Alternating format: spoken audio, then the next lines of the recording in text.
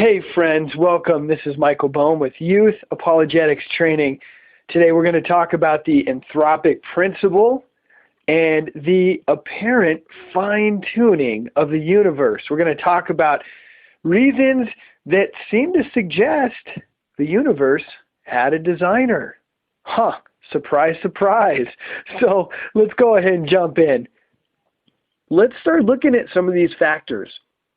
And again, as I'm going through them, just realize how absolutely improbable, how impossible it starts to become.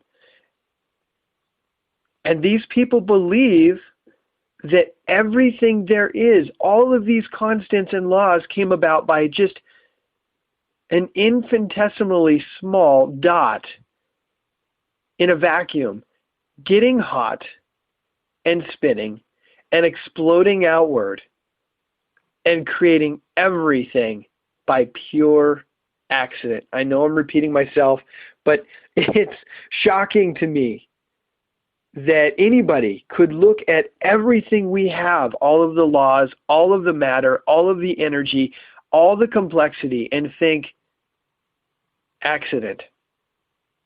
So let's go ahead and jump in and look at some of these constants. And I'm going to start by looking at the universe and different properties about the universe that show that it was designed. And so just jumping in, we have centrifugal force. All right, you guys know what that is. When you put a bunch of children on a merry-go-round and you get them spinning really fast and they start flying off, that is centrifugal force. It's when something is spinning and it's pulling it out from the center, kind of like when mud is on your tires and you start driving fast and it starts flinging off in all directions, that is an illustration of centrifugal force. Well, centrifugal force is one of these constants. If the centrifugal force did not precisely, perfectly balance the gravitational forces in our universe, nothing would be held in orbit around the sun. In other words, the force of gravity pulling us towards the sun is counterbalanced by the centrifugal force that's keeping us spinning and orbiting around the sun. So again, it's perfectly balanced. And again, we're talking about a random explosion billions of years ago that, if you guys can imagine an explosion, it just sprays everything outward in a straight, direct path outward from the center of the explosion. And we're somehow supposed to believe that we've got all of these rotations, all of these perfectly balanced orbits of our planets in our solar system around our sun, as balanced and perfected as they are. The planets are not hitting each other. They're not pulling into the sun and colliding with the sun. They are orbiting around each other in perfect balance. That was somehow a result of a random explosion of material, of matter, flying out in all directions. Okay. And so on that note, talking about the expansion of this Big Bang, we do know that our universe is expanding. That's a fact, okay? Everything in our universe is expanding outward. If the expansion rate at the moment of creation, or the Big Bang, if you want to go that route, was 1/1,000,000th slower, our universe would have come to a complete stop, and then it would have collapsed back in on itself. Oh yeah, and I should mention these different factors and constants that I'm going to be throwing at you guys here for the next several episodes. I pulled them off of Answers in Genesis. I pulled them off a website called In Plain Sight.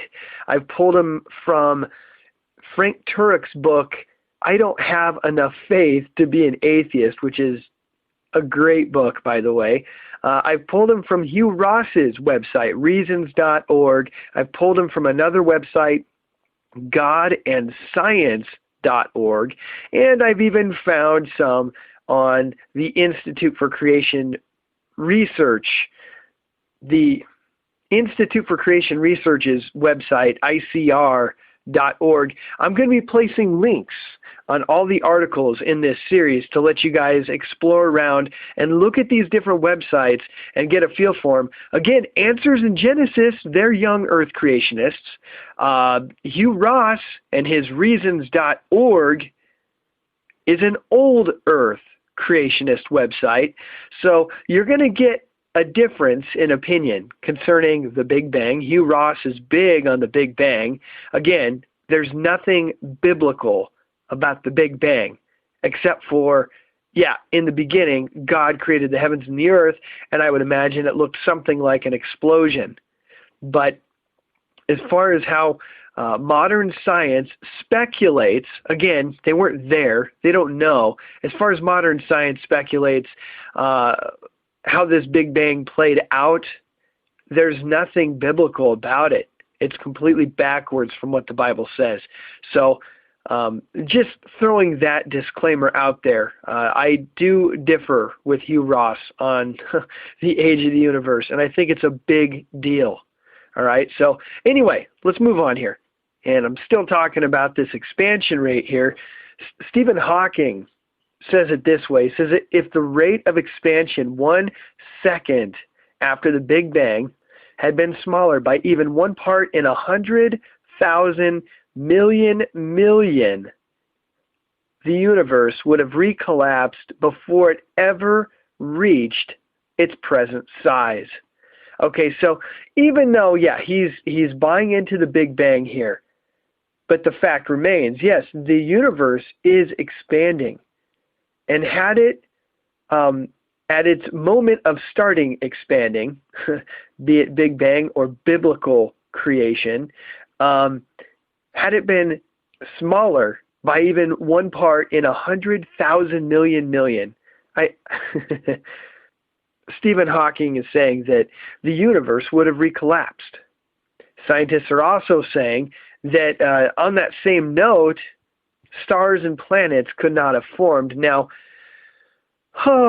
again, talking about this Big Bang, if you've got all this matter spraying outward in a straight path, as explosions do, everything just flies out in a straight path, how in the world did stars and planets form? Again, and you have to overcome Boyle's gas law. When you increase pressure on gases and you try to get them to scrunch together, they're going to push outward again. So the whole idea of star formation, nobody has ever seen a star form. But nonetheless, I just want to throw that in there. So anyway, moving on. Gravity. This is bizarre. If the gravitational force was changed by, this is going to be rough, by point, and then there's 37 zeros, 1%. Okay, that's a very small fraction of 1%. It is 0.37 zeros, 1%. In other words, the tiniest little fraction of a percent.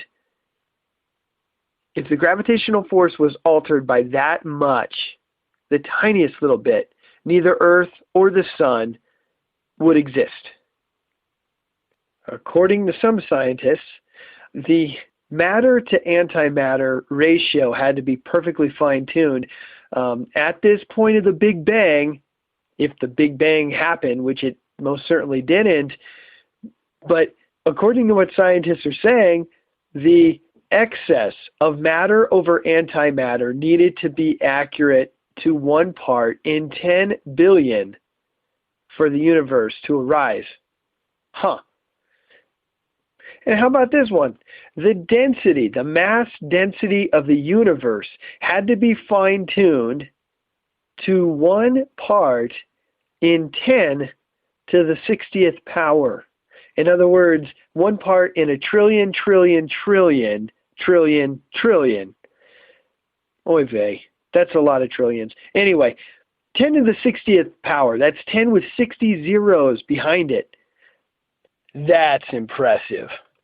And so, yeah, as we continue to look at these different examples, we're going to keep seeing that it is more and more improbable, in fact, flat out impossible, that this universe could have resulted from a random explosion.